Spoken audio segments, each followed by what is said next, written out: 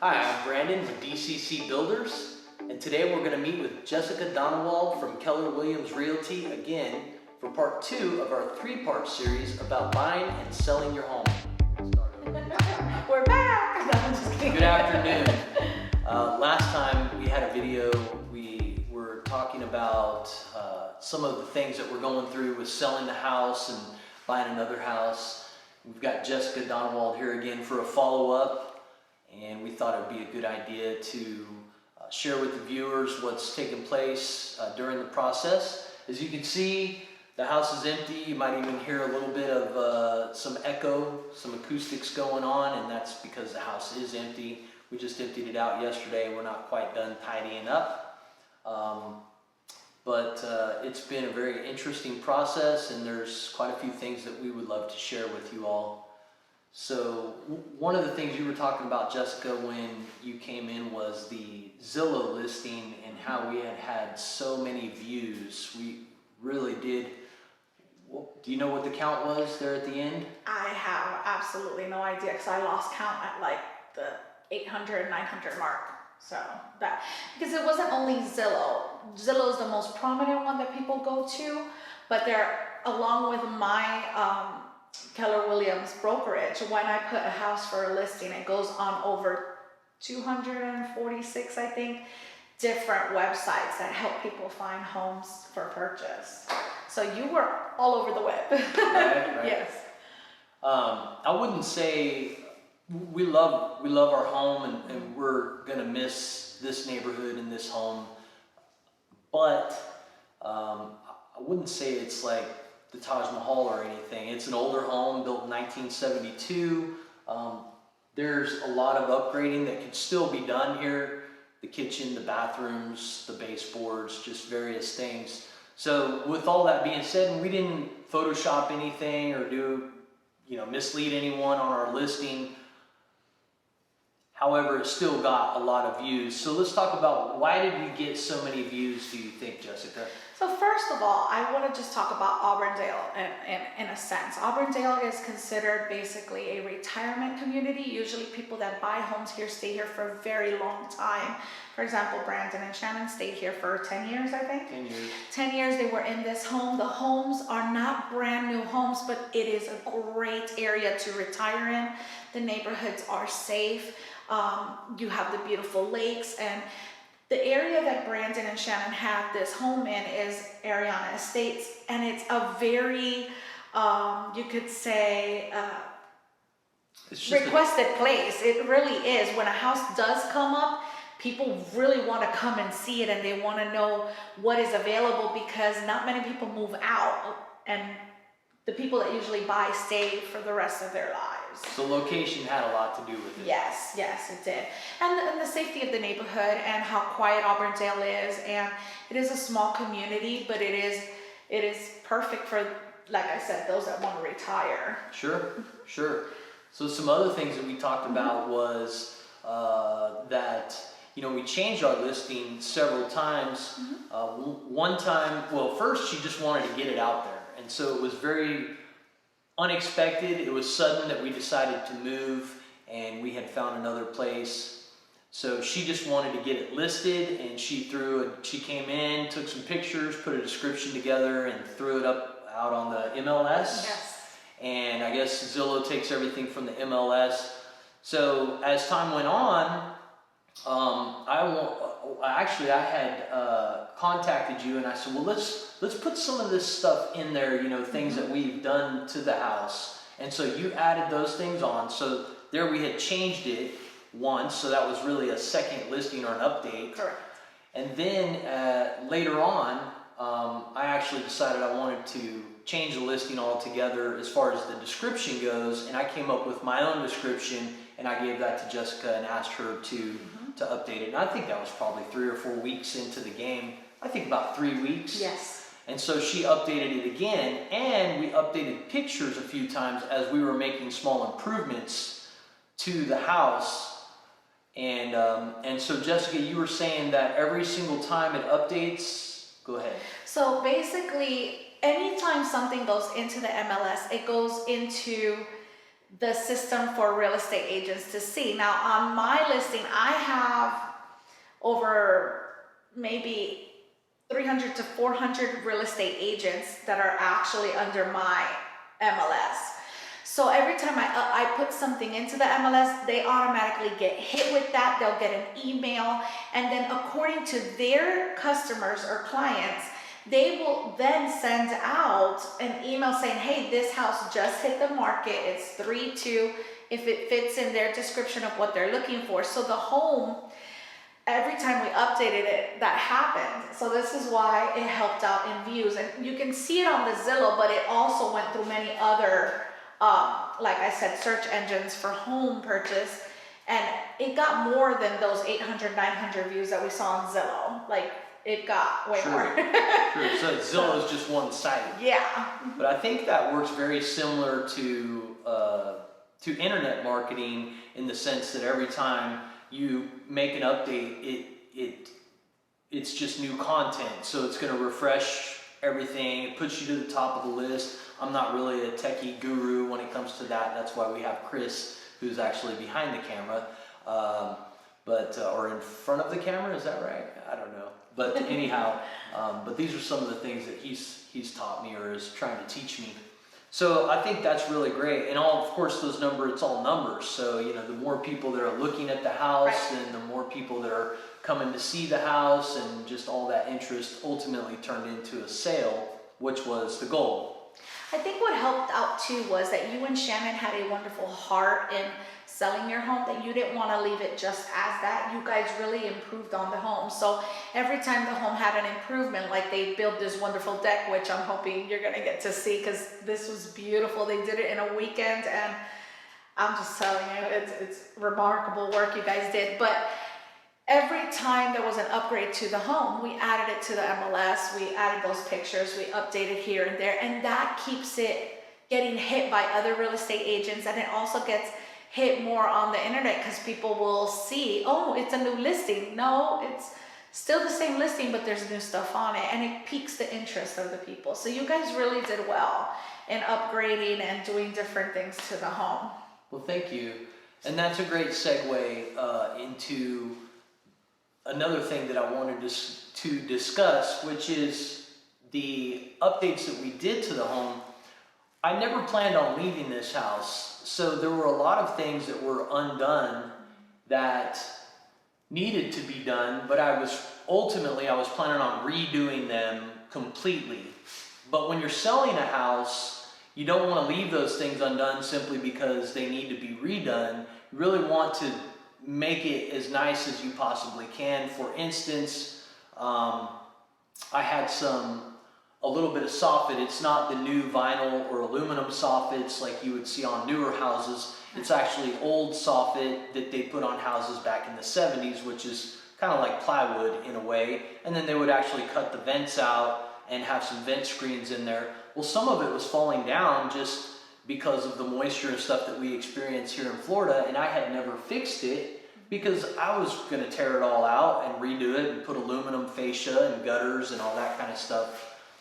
Since we're selling the house, though, we don't want to leave it like that. And furthermore, when they do a home inspection, the home inspector would come and he's going to be looking for anywhere that insects or rodents can go inside of the house. So I needed to go around and I screwed all those back up into place. There were some vent screens that were missing, so we just bought some screen from Lowe's and Home Depot, or Lowe's. It was actually Lowe's, but we're not promoting Lowe's right now. But anyway, the big box store, and I went around and just re-screened all of the soffit vents, and there were other things that we did. Anywhere, I might as well just kind of address several things. There were some holes that we had in our masonry outside, and I took some spray foam and I sealed those up so that no insects could go inside of there.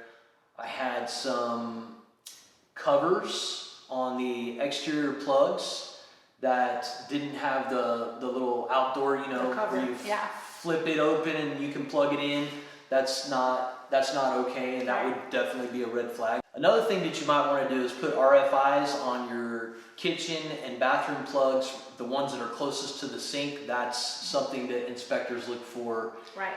There's something called a double tap that's a big high priority item for insurance companies. So if someone's buying your house and the inspector finds a double tap in your electrical box, he'll red flag that, and then it will count against the people buying the house when they go to get insurance. So you'd want to have those fixed by an electrical contractor. Water heaters are a big thing right now. All insurance companies, if the water heater's old, they want you to change that out. Basically anything that's electrical, plumbing, roof, foundation. Water heater is a big thing because, they only have an extended life of maybe 10 to 15 years. It just depends on how new they are. The newer ones do last a little bit longer than the older ones.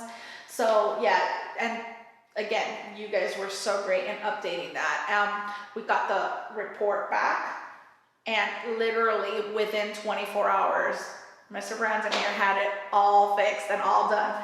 It was only 2 things. Yeah.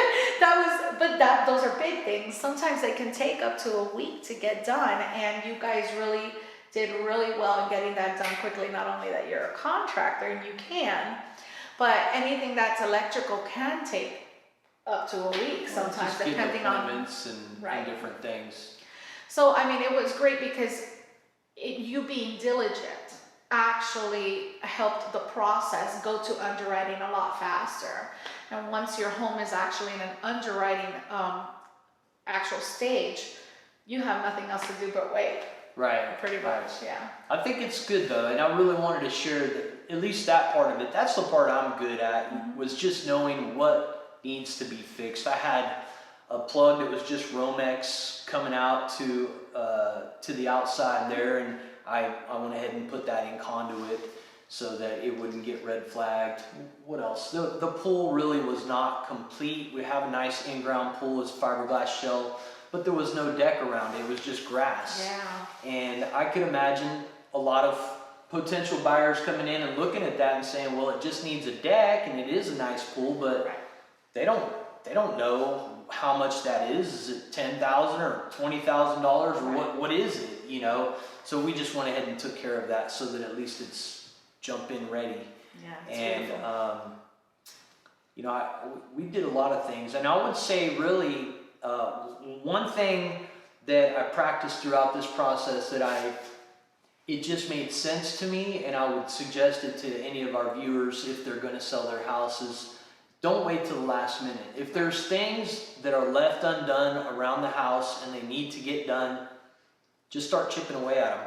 Every Saturday, days after work, I would come home. Every day I would just do one little thing, one item, and it really contributed towards the end here that we're not just, overwhelmed with things to do. Well, I think also as a homeowner, as you maintain your home, it actually keeps the value up of your home. So it is important as a homeowner, whether you're selling your home or just going to stay in your home forever, keep the value up because it is a lifetime investment. It'll go from you to your children and it's a home. It's a place you're living in. So sometimes we say, I've got time to fix that, but it's devaluing your home the longer that you wait. So it is a very good thing to update your home when you're in it. Sure. Yeah, that was always the goal. One thing that just occurred to me right now that I think it's really not a normal practice, but it would help people. And you tell me if you agree. But the buyer of a home is actually responsible for getting the home inspection on the house that they're buying. Right. I don't think it'd be a bad idea, even though it's not necessary. But if you're selling your home, have a home inspector come through and just do a 4-point. He can point out the things that he knows are going to get red flagged because that's what he does. Right.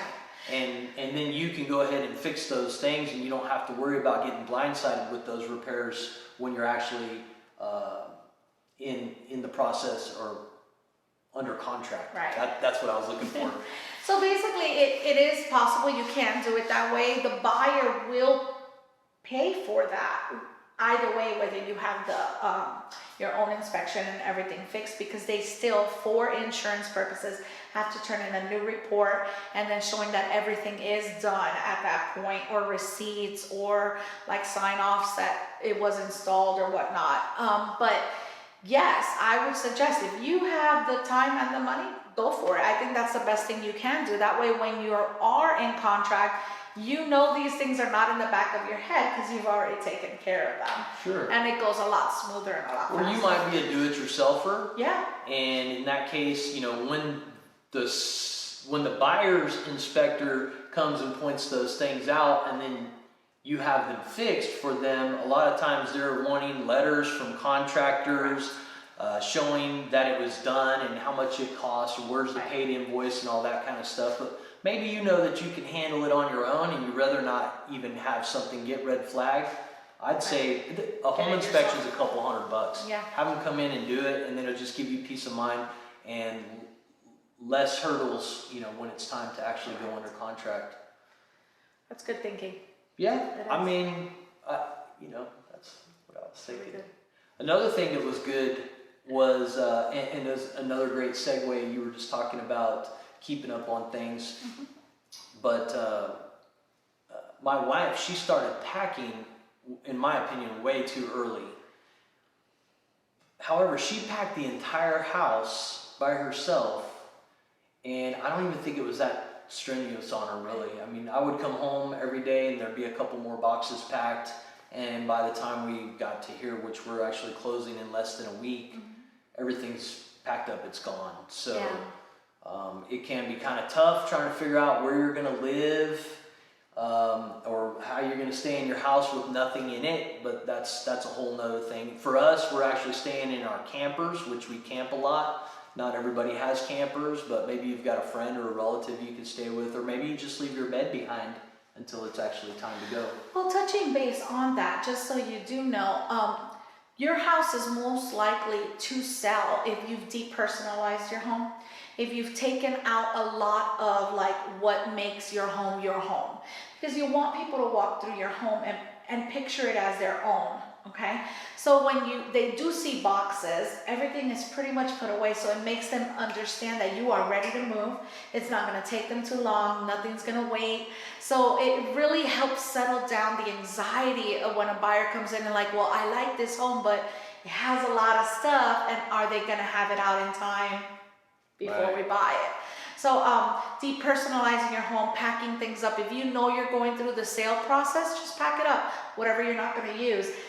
Buyers don't mind seeing boxes. If you could get them out of the house, that's great. But if they see the boxes, then they understand you are ready to move. This is going to be a ready, get-go type thing, you know? Sure. It's a little bit harder to sell homes that are full, that are set, that are personalized, because people don't picture themselves in that home.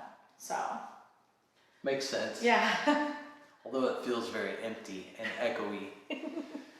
One thing that I wanted to say was, and I think you'd agree with this too, but I don't think that having, a lot of times people want to do a brand new kitchen, brand new bathrooms, and I think I think that potential buyers, they really, of course they love that, right? I've got a brand new kitchen in this house, but I don't think it adds much to the value of your home. Your home's value is based on square footage and location, and it's, you know, really at the end of the day, they're looking to see, is it solid? Does it have good windows, good roof? You know, is it weatherproof? So that's a great subject, because your return on investment is very, very important when you're going to sell your home. You can actually price yourself out of the market if you do too many things on your home, and you're not going to get that return back. So it's very important to, again, have a good salesperson that can walk through and say, oh, that's going to need upgrading, that's going to need, and we did discuss a couple things. I was like, no, it's going to sell like that. This is going to sell fine. This is going to be fine. Because again, if I want to buy a home, I'm going to make that kitchen my kitchen.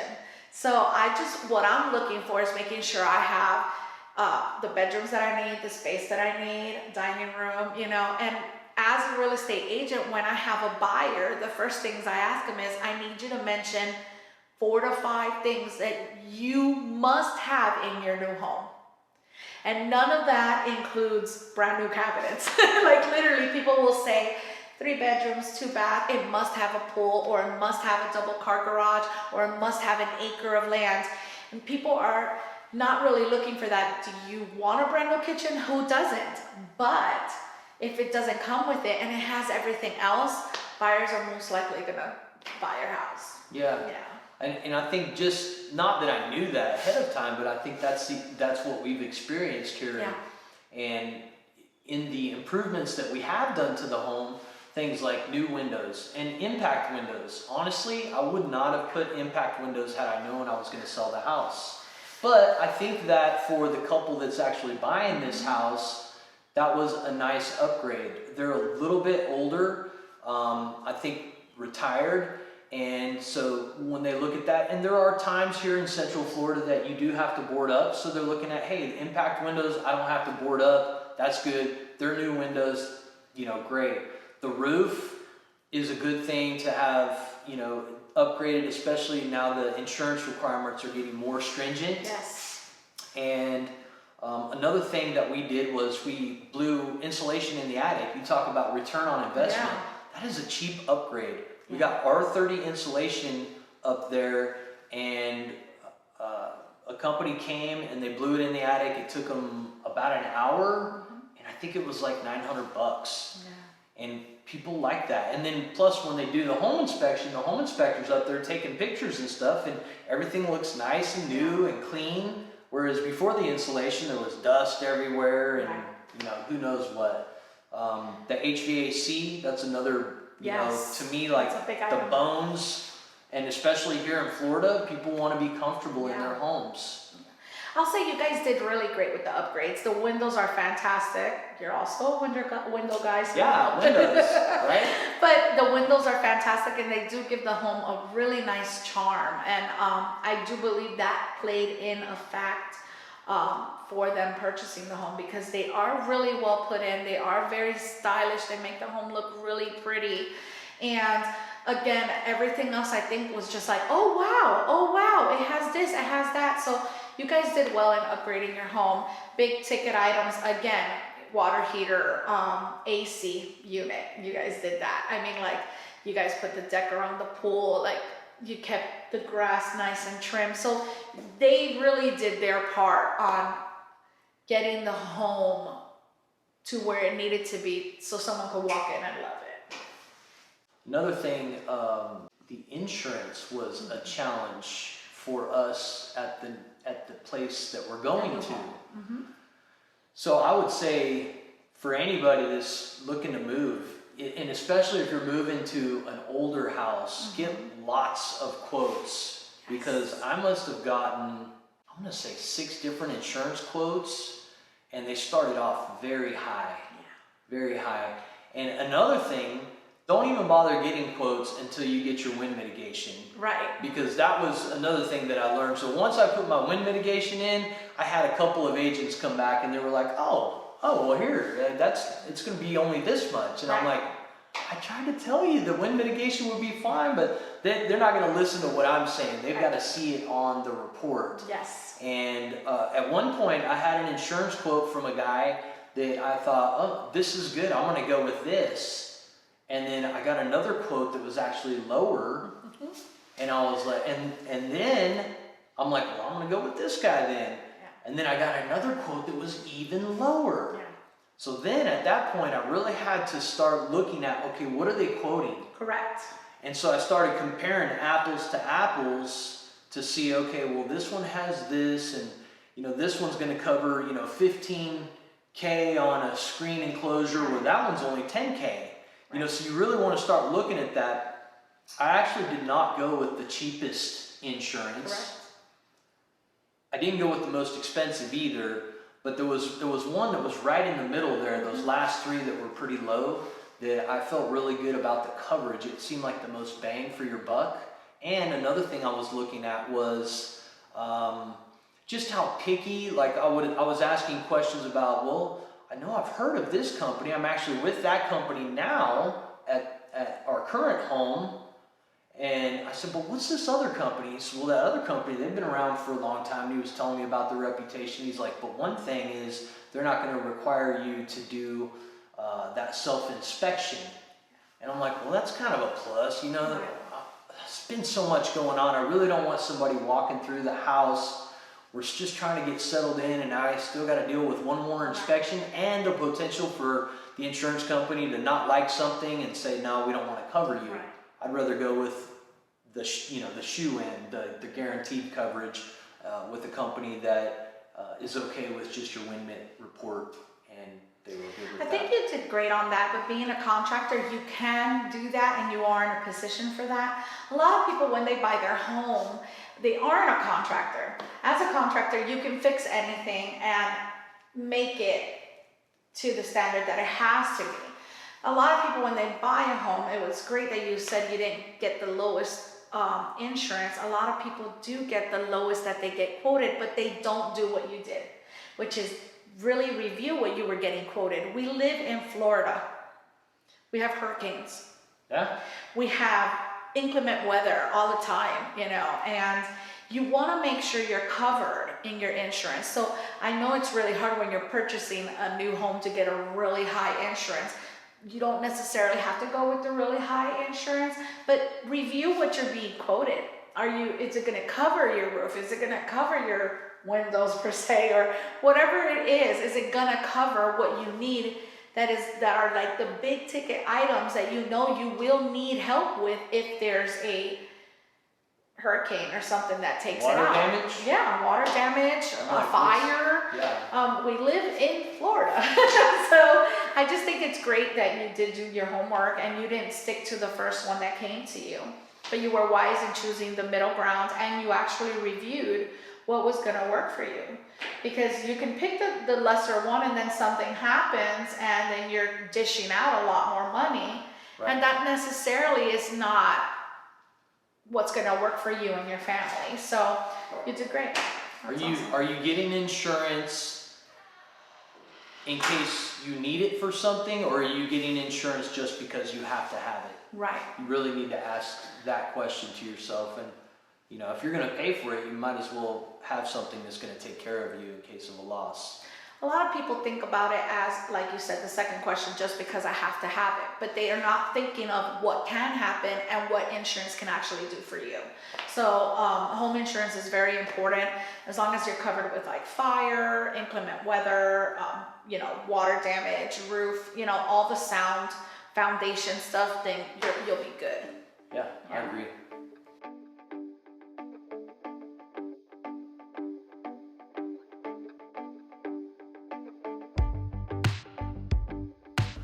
That's definitely something that I wanted to point out, and we talked about this on our last videos, the fact that Jessica is actually a buying and a selling agent, so she's able to do both.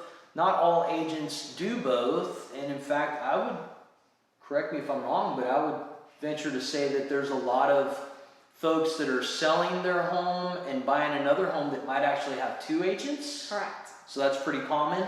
Yes. And so it was nice that we have one agent to do both for us.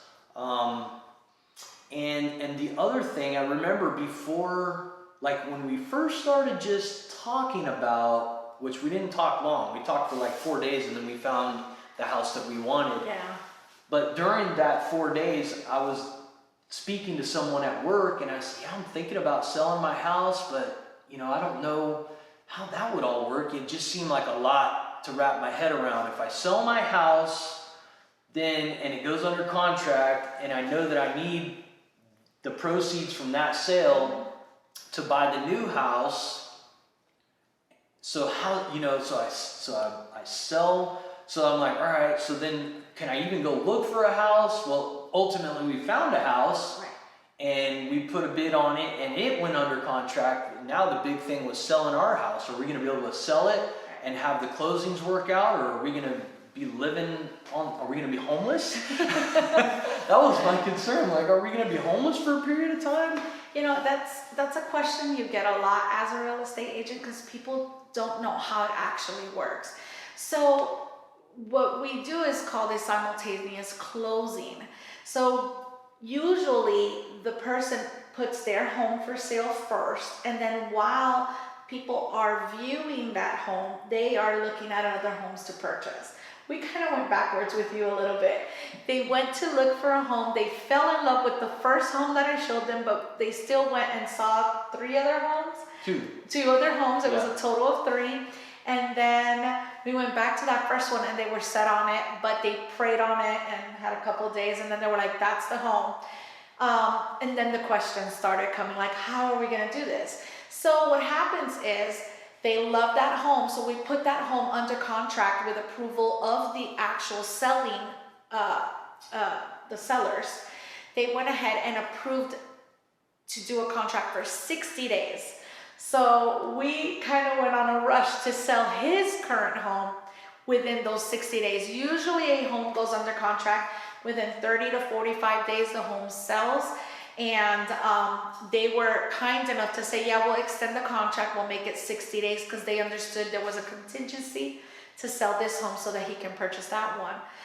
Then the buyers came here that wanted this home. We put this one under contract, gave updated dates, and now the wonderful thing was the other agent that is selling the other home that he is purchasing is also a Keller Williams agent. We don't work out of the same office, but we're Keller Williams agents, and he said to go ahead and put it at the same title company. So Smart Title is taking care of the title for this home and that home that he is purchasing. So Smart Title is scheduling the sale of the home for the Juilliards in the morning, and then anywhere between 2 to 3 hours after, then the purchase of their new home. What's pretty interesting is the gentleman that they are buying the home from also is purchasing another home. So this has become a simultaneous closing all around. So 2 to 3 hours after he purchases his new home, the older gentleman and his wife will be purchasing their new home. So this is strategic. This goes into a lot of planning. So, and why we wait 2 to 3 hours is because of the funds. It takes anywhere between 2 to 3 hours. It can go faster depending on the banks and when they roll, but usually 2 to 3 hours is the key roll, that the money will be in the bank and that he can purchase his new home, and then all the money flows in and out. It's pretty cool how it works, but yeah, it does go into a lot of planning. It is a lot of work. And I think that's, in order for that stuff to work out, it's very important that whenever, because there's a lot of paperwork involved. Yes. So, and nowadays they're doing DocuSign, so just make sure you've got an email address and you've got, you know, your computer nearby or the app on your phone or something. But every document that came over, I didn't waste any time. And Jessica was very diligent in letting us know, hey, she'd send me a text message, hey, you got a document, you need to get that signed. And so I'd go on there and I'd sign it through DocuSign and get it sent right back. And that keeps things from getting held up, so that ultimately what's going on is they've got huge caseloads. And so they've got, when I say caseloads, they got lots of different purchases and sales that they're working on. And when they get to yours and they're sending you emails, they're working on your stuff right then. Right. So if you wait until tomorrow to sign that document and send it back, there's a chance they're not going to be on yours anymore. They're going to be on someone else's. Correct. And then you got to wait till they come back around to you. So now it might be 2 or 3 days have gone by. So that's why whenever I would get something, I would just sign it and send it right back. And they're still looking at mine at that point. They're like, oh, okay, cool, thank you. And then it gets to the point where they're like, okay, we have everything we need. Now it's just time and putting the timing in there. And I think there was another thing, and I really liked what they called it. When I was talking to, you're calling simultaneous closing, which is what it is. But when I was talking to one of the title ladies, she said it's called a domino close. That too, yeah. And so it's, you know, they've got 3 of them that all have to happen at once, or not at once really. One is contingent on the next, and they all have to just happen in that order. Communication is very important when you have your clients and your customers and your team. So I have my team with Smart Title. I have my, appraisal guy. I have my, I have a team that's formed that will help you in the purchase of your home. Communication as a real estate agent is very important, and communication with mostly the client and the customer is very important. So anytime I would hear something from the title company, like, oh, we need this, I'd quickly text him, and then I'd contact my transaction coordinator. So everybody was on top of it. And what did they need? Oh, and 2 minutes later, he would have it. He would sign it. Within 5-10 minutes, she would have it. So it's very important because you want everything that they need to go into underwriting as quickly as possible. Once it's in underwriting, his mind is free from anything to worry about. My mind is like, okay, when's closing day? And it just makes the whole process so much smoother. There is a lot of paperwork. Banks nowadays want to make sure everything's in there. So it is very important, like he said, the minute you get it, sign it, send it back. If you trust your real estate agent, that person's going to text you like I would do. I say, Brandon, I need you to sign that. He would sign it so quickly. I'm sure you probably skimmed it, right? Like, what is this? And then you quickly signed it, or maybe not. But if you trust your real estate agent, they are there to make sure that your paperwork is legal, that nothing's going to harm you, and they are going to protect your investment. It's true. So. Another thing that I did, which is, you know, a lot of times from the time that you originally have your credit pulled and you give the documents when they do your pre-qualification, it's going to be like your check stubs, your taxes, bank statements, stuff like that. Well, I just kept sending updated ones. So every month, new bank statement, I'd send it into my loan officer. Right. Every single week when I got a new check stub, I sent it into my loan officer, and I would just shoot her. They've got little apps now, so I would just scan it in there and I'd shoot her a text and say, hey, I sent you my updated check stub. And so at the end, they really didn't ask me for much. So I really wanted this to be smooth. I wanted it to be easy. I didn't want to get to the end and they're like, okay, you're good to go, but we need 3 more months bank statements and, you know, all that kind of stuff, which is normal actually. Yeah, which actually does happen. So whatever they collect from you at the beginning of your loan process, the approval and all of that, the bank wants to make sure you still have a job. They want to make sure you're still bringing in the checks. Are they the same? Are they less? Or did you get a raise? Right. So they want to see all of that. So you did really well in being diligent in sending all of that, because usually at the like 30-day mark, 32-day mark, the loan officer's like, hey, I need this updated from your buyer or your seller. And like literally then we're in a rush. So you did great. It doesn't go into underwriting until you give it to them. Exactly. So that's what underwriting is. They're like, okay, we have everything that we need. You're in underwriting. Right. So I want to give you props. Definitely a shout out to Jessica Donawald of Keller Williams Realty. She was very proactive with everything. In fact, when you talk about loan officer, she actually called my loan officer and like, I don't know, they like talked on the phone for an hour about what? I have no idea. I guess they were just getting to know one another. But I think when you talk about having relationships and communication, that's just a testimony to that, because even though you didn't know my loan officer, you got to know her. And I think that all in all, that just makes the process a lot smoother and easier. So I want to thank you for that. Oh, You're thank you. a big part of this. It's just great. I'm always looking to expand my team. So Andrea was really great. Andrea is how you say it, or Andra? You got it. Andra.